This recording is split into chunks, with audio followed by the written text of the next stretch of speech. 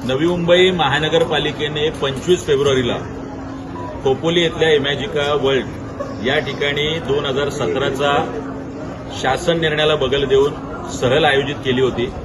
त्यात एक 13 वर्षीय आयुष सिंगचा मृत्यू झाला। या संदर्भात महानगरपालिकेला आम्ही जाब विचारलाच आहे आणि आज इमॅजिका वर्ल्डला नवी मुंबई आणि रायगड मनसे मिळून आपण एक निवेदन दिलेलं आहे।